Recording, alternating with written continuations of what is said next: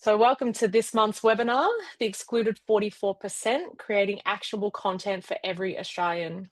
Before we start, I'd like to begin by acknowledging the Wurundjeri people, traditional owners of the lands on which I'm joining you from today. I pay my respects to elders, past and present, and extend that respect to any Aboriginal and Torres Strait Islander peoples joining us on this webinar. I'm Kristy, I'm a senior producer here at Punchy Studio, and I've been a producer for 20 years. Sorry for my dog. 20 years as of this year. And I've been with Punchy family for coming up to 2 years now. And joining us today is the lovely Jess. Thanks, Kristy. I'm so excited to be here with everyone today. I can see so many attendees. We've got almost 100 people here in the webinar, which is awesome to see. So my name is Jess. I'm the co-founder of a communications agency called Plain Language Matters. And essentially what our agency does is we are here to make sure your message is understood by everyone, every time. So we help make sure that your information is clear, that it's easy to find, understand, and use. So I've been in the communications industry for a long time, but really I came to learn about plain language specifically through my background in multicultural communication and accessibility. So I've worked for the Victorian government, including the Multicultural Commission and the Human Rights Commission, and I've also worked in community at the Asylum Seeker Resource Centre. As you can probably tell, it impacts my own life as well. I'm a second generation Australian.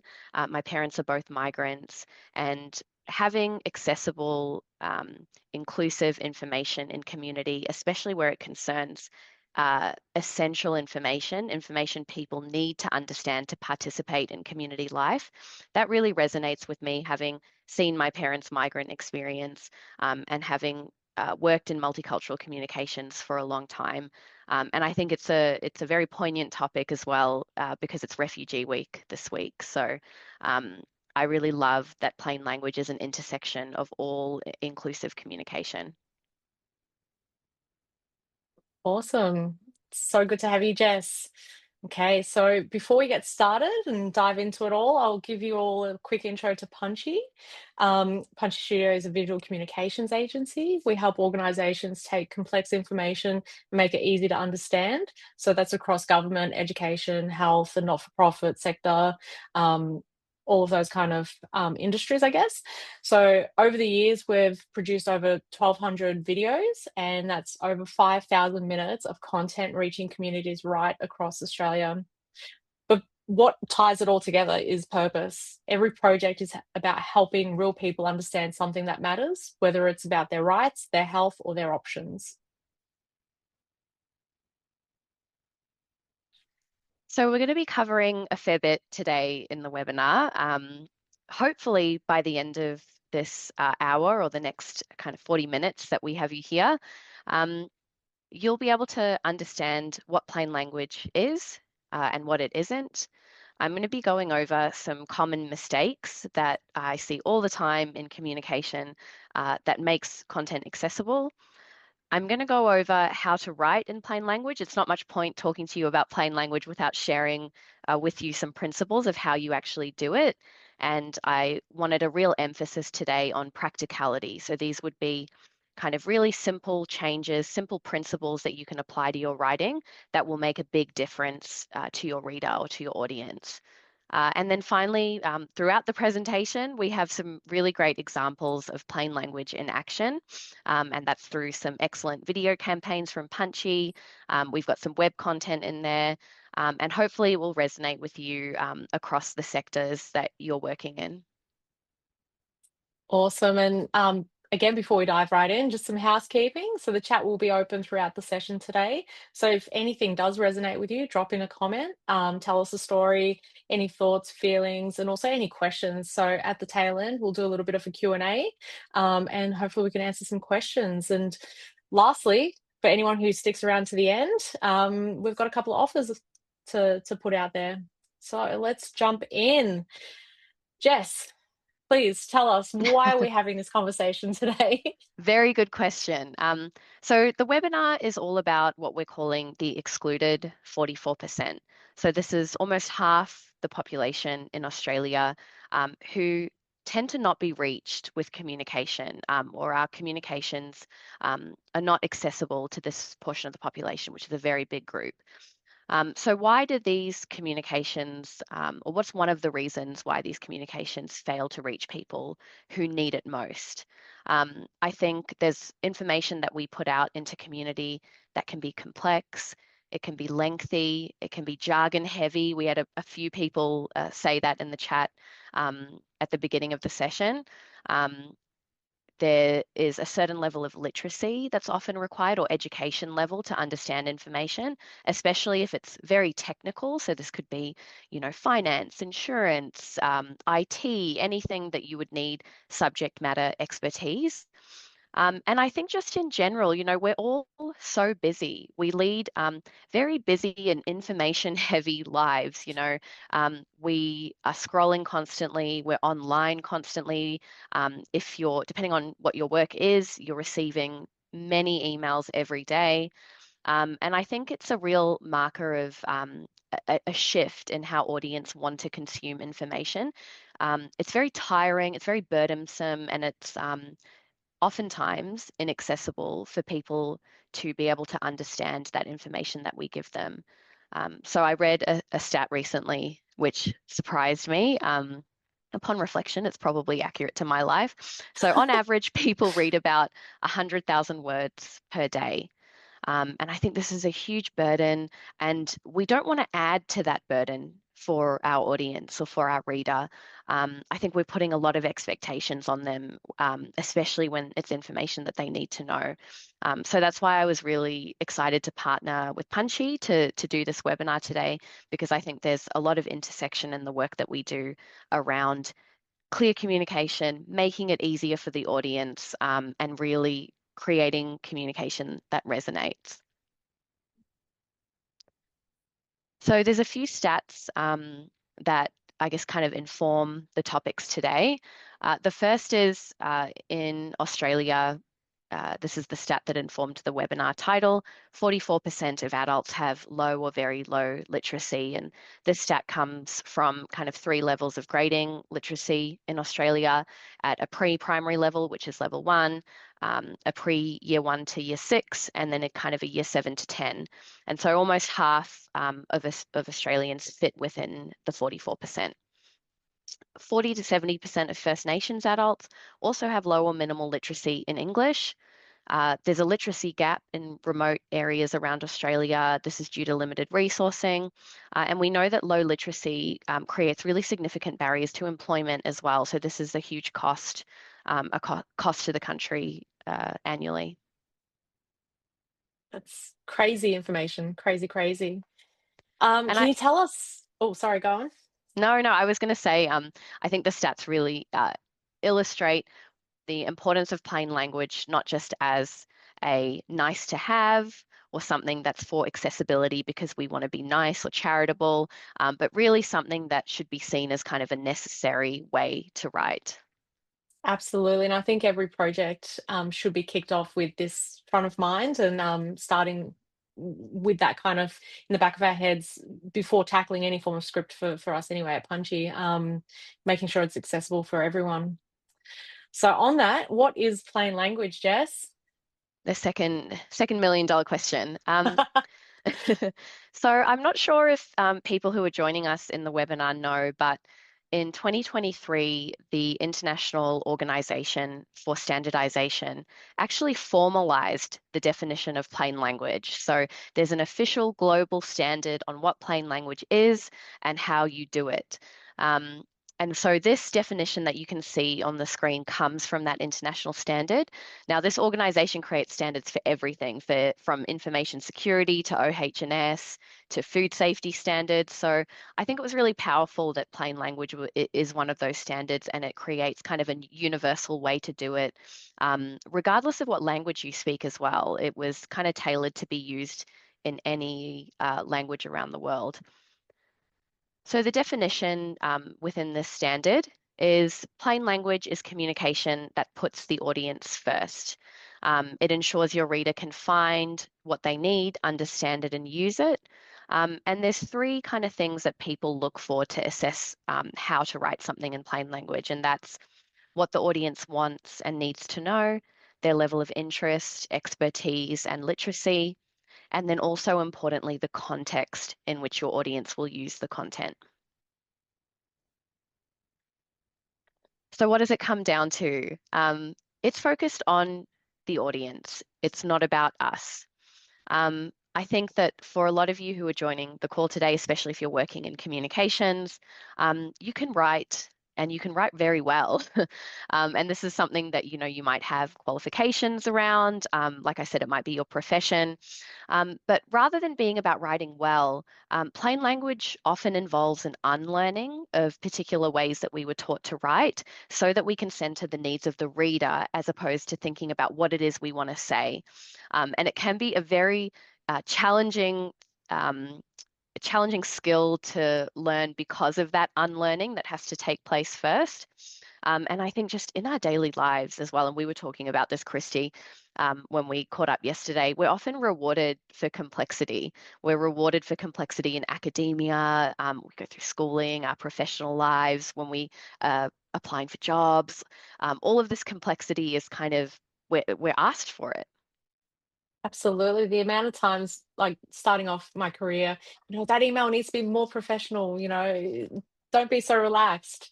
It's wild, absolutely wild. Yeah, and I don't think you need complexity to be professional, as we'll show you in a lot of the examples that we have today. And I think, where we're rewarded for complexity, we often have a captive audience. But when we're talking to the public, it's not guaranteed. And so I think when you no longer have that captive audience, it's really hard for that complexity to translate and to resonate with people. So another way that I like to think about this, as you're probably guessing from the last few slides, I think about plain language a lot. Um, a way I like to think about it is the iceberg. So there's certain things that we can know about a reader, and this could be through census data, surveys that your organization have done. It could be other government kind of data on access. These are things like the languages people speak, their ages, whether they have a disability, even though this data is imperfect as well, what their cultural background is, their literacy level, and then also digital access. These are just some examples. Um, there's also many things that we are not going to immediately know, or we may never know about our audience. And this could be hidden disabilities, personal and social challenges, how much they trust us and trust to get information from us, their level of confidence in themselves and their abilities, their confidence in us to be able to do our jobs, their capability, and really importantly, their level of stress and fear. And I think that um, it's particularly important to think about trauma as something that can really impact your ability to comprehend, to understand information. We know that when we're under stress, our ability to understand plummets, and many of you would have experiences of this. Absolutely. And before I jump into an example, throw it over to the viewers today. If you've got any other words that should be on this iceberg, let us know in the chat. So pop in some words, let us know, and we can add to the iceberg. Um, Here at Punchy, over the years, we've received quite a few briefs for similar content, and off the top of my head, a lot of them are around like emergency preparedness. So talking through in our content about how to handle emergencies to help prevent the audience feel overwhelmed or stressed. So it's very important to handle that with care and make sure you do it justice. Absolutely. And I think that is so important to so many different sectors. And there's some other great examples coming in on the chat that could be added. Power, that's another really important one. Yep, Time, so true. Um, absolutely. yeah, so really interesting one to reflect on. Um, Yeah. So I guess common mistakes that make content inaccessible. Tell us about that, Jess. so a few there's a few common kind of ways of communicating that I see a lot, um, which without us realizing, may make communication inaccessible for people to understand. Um, there's kind of three that I've pulled out here for the purposes of the webinar today. The first that I see a lot, and maybe this resonates with you as well, background information. Often we lead with background information. It gets written first in every document. And this is so similar to kind of the narrative way that we speak as humans to each other. We really like to tell people the context. This is how, this is what you have to understand before I actually tell you the point.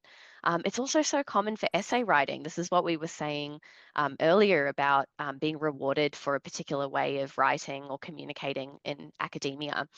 And I think that what I see most commonly is background information being written first rather than being written last. And I think it's important for a few different reasons, but mainly it's kind of leading with the most important information, the most important message first. And if the reader has an interest in knowing the context and the background information, which is not going to be every reader, they can come to that end of the document and get that information if they need. The second thing I see a lot is jargon and technical language. Again, this was mentioned by a lot of attendees today. Often our reader is not a subject matter expert. Sometimes we communicate with our colleagues who are, we could be talking to stakeholders, people in the sector, but especially when we're communicating with the public, we don't want to burden them with having the same level of expertise that we do because we can't know everything. And so this is something that I see a lot. And finally, walls of text. This is common on websites, common when we're thinking of reports and strategies that kind of go out into the public. It really burdens the reader with finding the message. And like we said earlier around people being time poor and how much information we consume every day, that's a really big challenge and something that we don't want them to have to face. Absolutely. And an example from us and me as a producer here at Punchy, we've received like a few briefs over the years where a client will give us this super long document and say, we need this as an animation to help, get the information across to our community. And if you took that document and converted it into an animation, it'd be like 10 minutes. No one's going to sit there through like a 10-minute animation to try and understand what is going on in this document. So we receive that brief, we'll highlight the must-haves and then convert it into something that is easy to digest. So something like 60 seconds to 90 seconds, the perfect duration to get that information across. And then you're not battling with those walls of text. You don't need it. Absolutely. And I have an example here of something that I saw recently. It's from my local council. It was shared on their Instagram, and I think it's a really important message. It was around bin collection. But I immediately recognized some ways that this message could have been improved by plain language. So firstly, the image. We see kind of service update is the caption of the image. And it's very vague. If I saw the post while I was scrolling, like, would I know that that was talking to me? Usually you have about 3 seconds to make that impact. And it's not really clear what it is that they want me to, what it is that they want to draw my attention in with in their message. And if I move to the caption to try and get a bit more information, it's not until we get to the fourth paragraph down that we actually see the main message, which is that your bins may not be collected this week. And if they're not, you're going to have to wait for the next scheduled date. And I think that's a huge kind of journey you have to go on, especially when you're online, to really get to the key point. And you could almost call this caption a wall of text as well. Absolutely. I mean, when I'm scrolling Instagram, it's rare that I look at the comments. So I get that. I get Absolutely. that. Oh, okay. So how would you suggest we write in plain language? What are the tips and tricks that you can share with us today?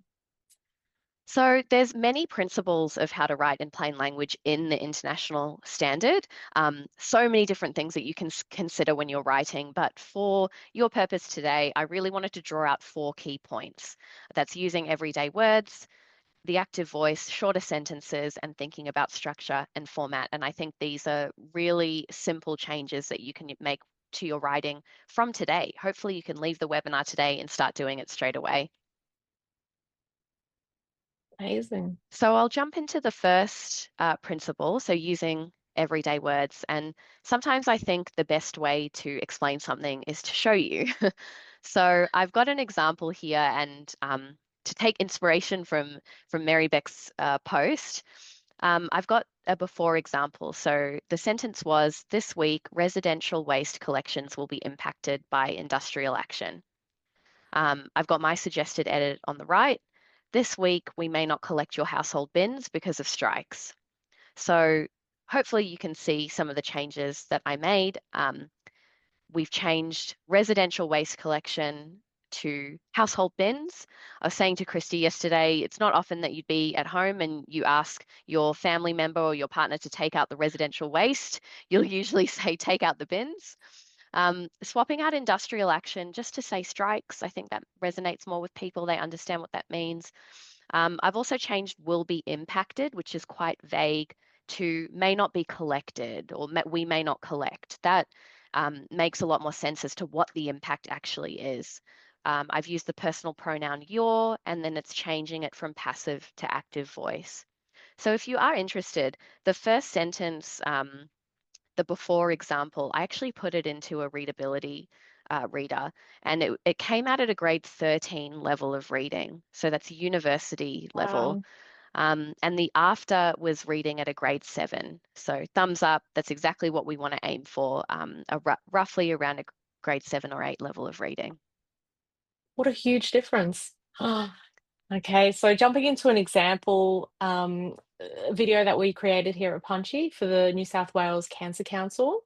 So the audience that we were targeting were people affected by cancer with low literacy, which may include people with low literacy, coloured community, and also people with intellectual disabilities. The feeling that we wanted the viewers to feel would be feeling supported, empowered, and hopefully like feeling a little bit hopeful about their journey with cancer. So we'll hit play and play about 30 seconds and then, yeah, we'll keep going. Being told you have cancer can be a shock. It's okay to feel worried, sad, or scared. There is no right or wrong way to feel. How you feel might change from day to day. To find out if you have cancer, you will have tests and scans.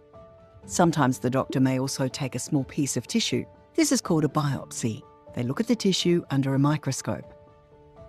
The doctor will talk to you about the results and tell you what type of cancer you have. Such an important piece of content. I love this video. You shared it with me, I guess, a couple of days ago, and I think it's so it's such a great way to kind of meet the reader, meet the audience where they are in such a stressful moment. Yeah, it's yeah, I'm speechless. I still, yeah, love watching that piece of content that we produced. Okay, so moving to the next point, which is active voice. Great. So I often feel like I'm kind of jumping into school teacher mode when I talk about active voice. You might remember, passive active voice from when you were in school. But I've got a quick breakdown of what it really means. So passive voice is when we construct a sentence based on the object, the verb, and the subject. And so an example of that is the committee's recommendation was adopted by government. The alternative is the active voice, and that's when the subject is first in the sentence. So the example here is, we adopted the committee's recommendation. I think we we divert to passive voice a lot in our writing, and you may not notice how often you do it. I think it's particularly common if you're an authority in community, if you're like a peak body, or you're representing government or council. There's a bit of kind of formality there, but I also think it creates distance between you and the reader as a result. So um, I think it's okay. I give you permission, if you're using plain language principles, to say we instead of your organization's name, instead of putting that last. And what the active voice does, as opposed to the passive voice, is it reduces the cognitive burden. It takes longer to think about what a passive voice sentence means, as opposed to an active voice that is very direct. So I've got an example here. like I said, it's sometimes for me the best way to explain what it is I'm saying. So the before is all application supporting materials must be uploaded by 1st of July 2026. And the after, so the plain language edit, would be upload your supporting materials by the 1st of July.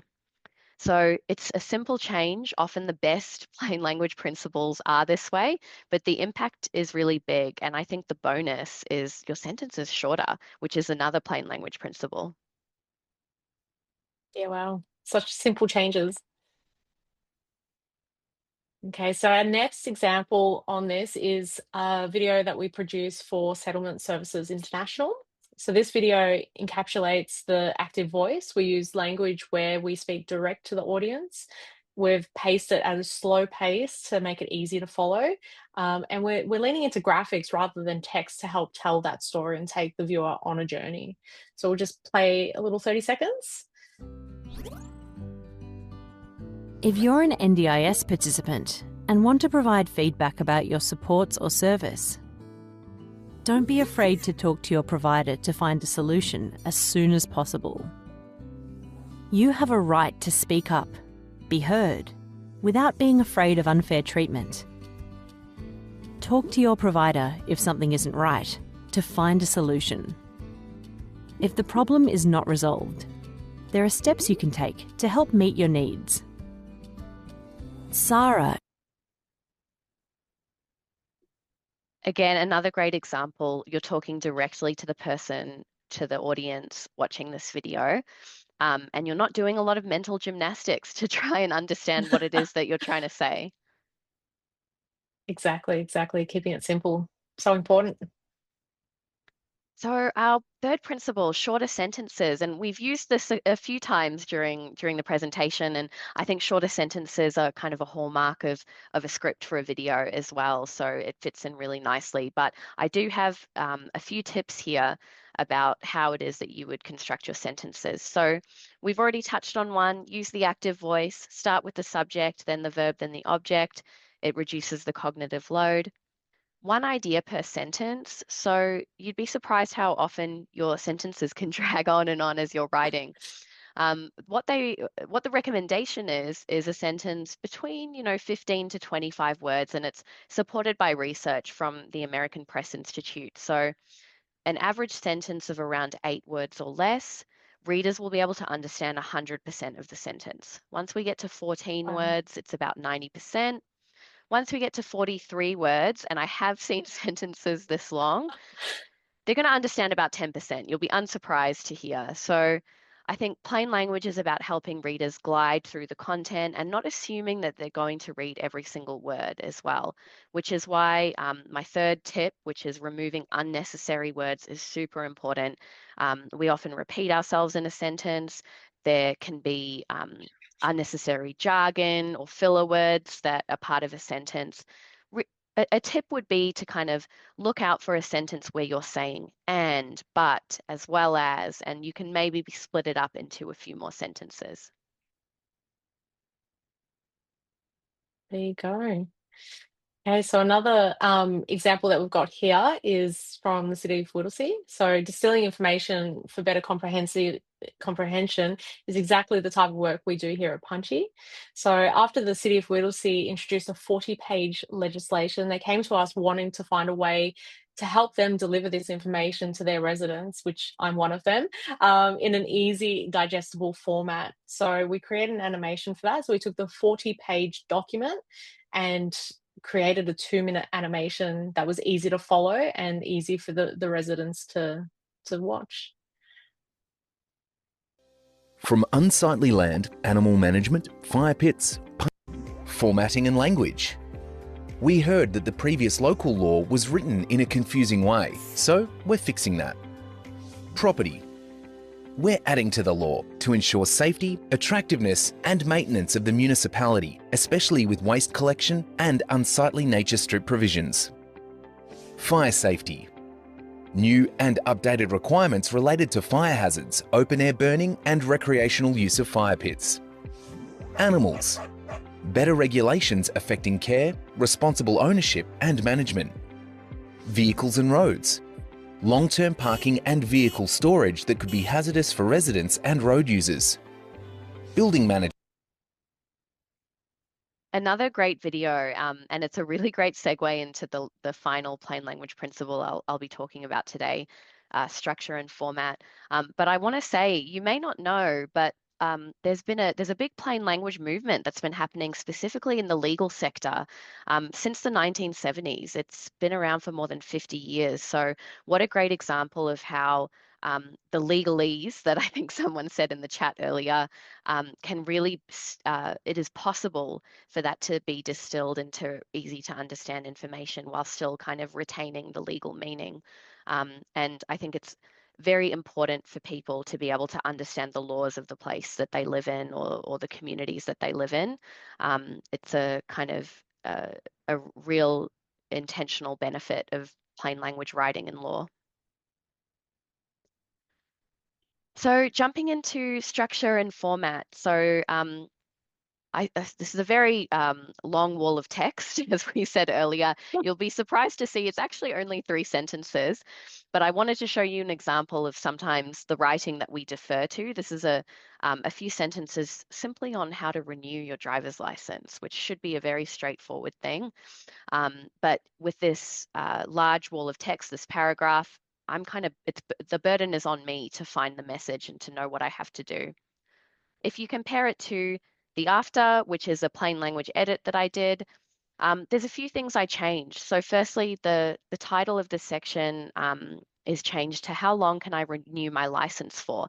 I like to call this a heading that works hard. It's a heading that's very specific. It's something I could scan quite easily, and I immediately know what it is that I need to do or what content is going to be under this heading when I read that. I've put the most important information first. So if you're under 75 years old, you can renew your license for 3 or 10 years. Most people who are reading this are going to be under 75, so that's the main message of this section. We've then got dot points, we've got short sentences, we've got lots of space in between the sections, very easy to skim. And I think you were saying, Kristy, you need to renew your driver's license. So this was very useful information for you. Absolutely. Bring on December. I know I can renew it for longer now. Yep. Shout out to, there's a little free reminder for everyone here to check your driver's license. Oh, I've got another example here. I didn't want to throw Mary Beck under the bus. I think there's some incredible content on the Instagram page, and one of the posts is this one. So it's such a great example of clear content. We've got an image, free pool lifeguard training for young people. Immediately, I know if I'm scrolling past this, who it's for. The image supports that. And the first sentence is in the active voice. Do you want a job that's flexible, fun, and helps people stay safe at the pool? I think that's really great to know whether you need to read on. And there's some white space, breaking up of content, and there's an image description as a bonus point for accessibility. I've got another example here of plain language in action. This is from the Better Health channel. It's about how to talk to your children about trauma. So really important topic and very sensitive, very distressing.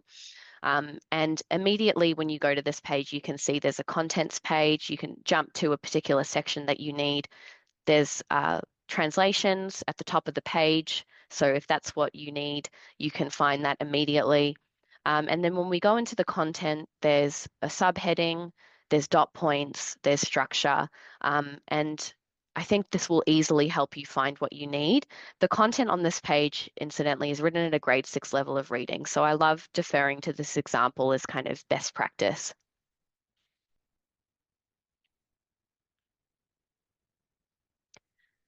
Great. So what now? I'll give you a little recap about kind of the principles that I've spoken about today.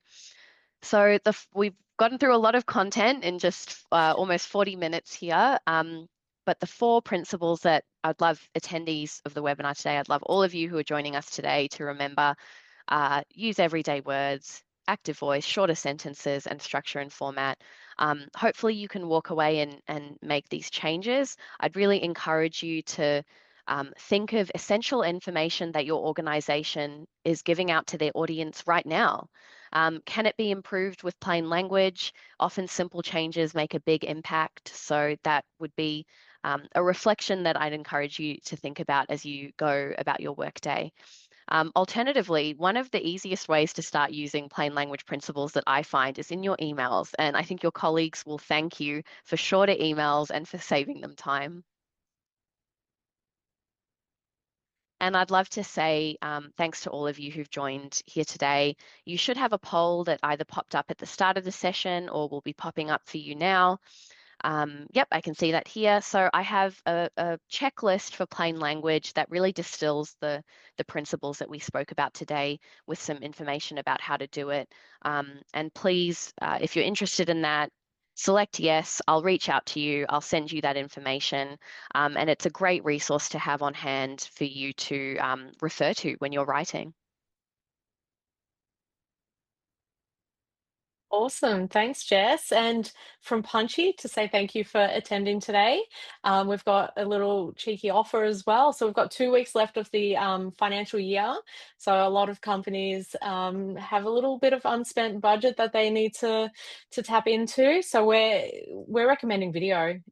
We ran a similar offer last year, and yeah, you can purchase some pre-purchase credits that can go towards any campaigns that you've got coming up. So you don't need a brief, you just need a rough budget and an idea, and we can do all the heavy lifting for you. We're happy to scope it out and get a quote over to you ASAP as well. So after this session, we'll be sending out our pricing guide with today's recording. So have a flip through that. And if there's anything you see in there that can help you and your team, please let us know. And yeah, someone from our team can jump on a call with you and have a chat. Awesome. So let's jump into Q&A. So if anyone's got any questions, please pop it into the chat thread now. I can see a question that has come through on the Q&A channel, actually. What is the name of the literacy grader you use? Oh, great question. There's so many out there and so many different formulas you can use to assess the readability of a sentence. Don't ask me how those formulas are come up with. I didn't do that part. But the two that I rely on the most are Hemingway. So that is a free website that you can input writing into, and it will tell you what the readability level is. It will tell you which sentences are hard to read, which are very hard to read, and identify the passive voice in there as well. So it's not AI. It won't kind of then generate an edit for you and tell you how to make the changes, but it is a really great place to start if you're wanting to see how complicated your content is. And from there, you can kind of do your edit. A readability tracker is also built into Microsoft Word, which is fantastic. So you can use that as another tool. I will say, though, that readability scores in general, they're not the be-all and end-all of plain language. Like hopefully what I illustrated today will show you that having a really strong understanding of plain language, which is what we do in our business. We offer training to organizations in plain language. That's really vital, I think, to be able to then use a readability score as an extra tool.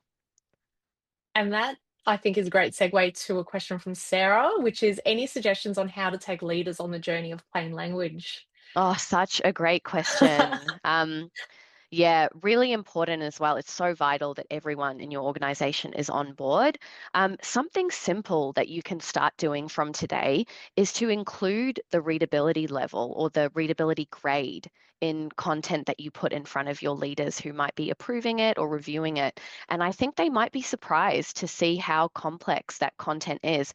And that can be a great conversation starter to then go off to them and recommend how you would find a solution for that, how you would make it more accessible to people. Something else you can do is thinking about your audience.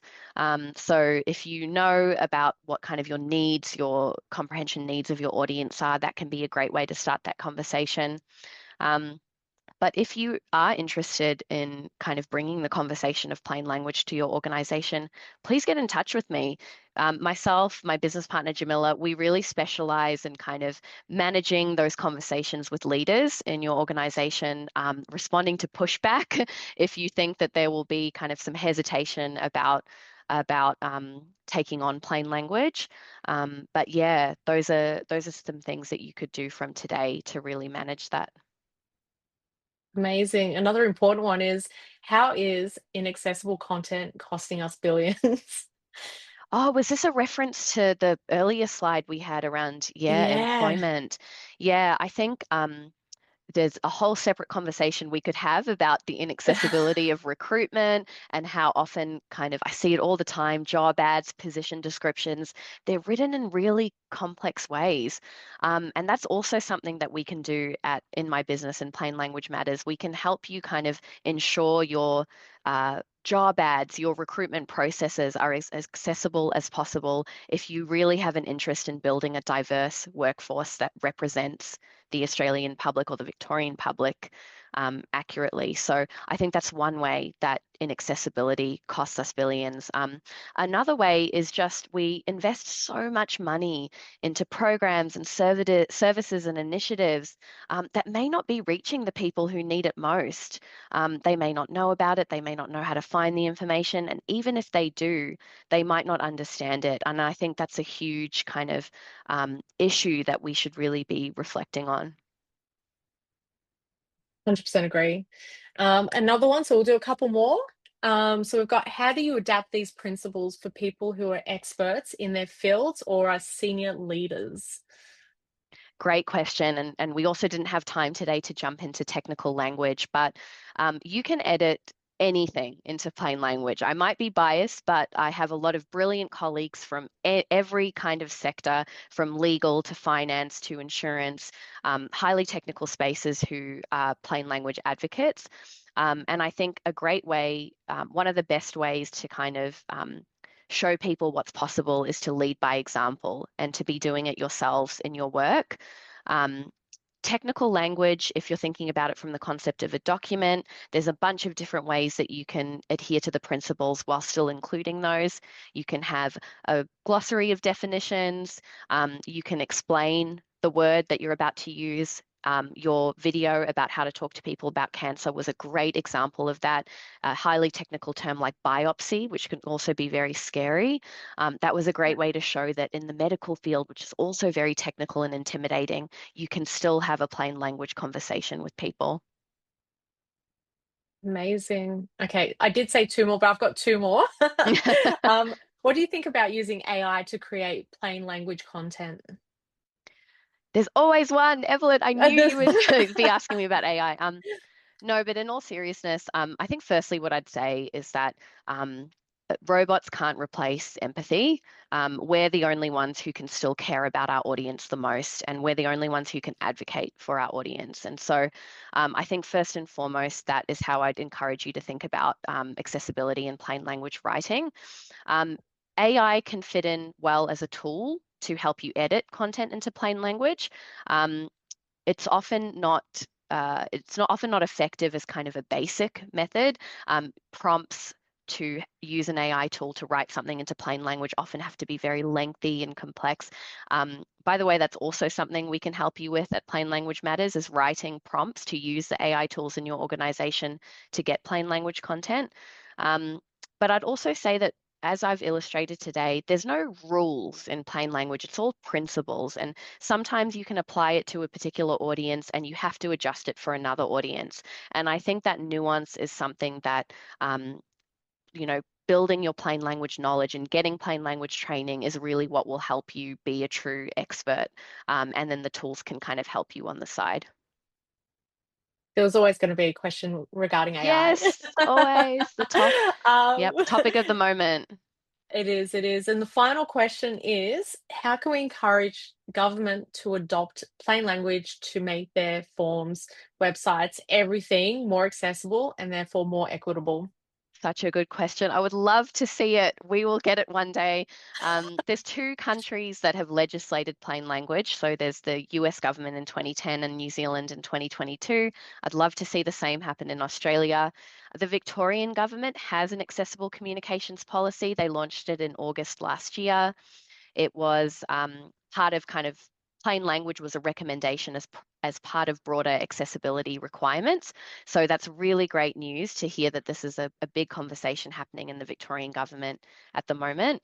But I also think that everyone can be advocates for this too. I think the more the public understands that they can demand clearer information, the better.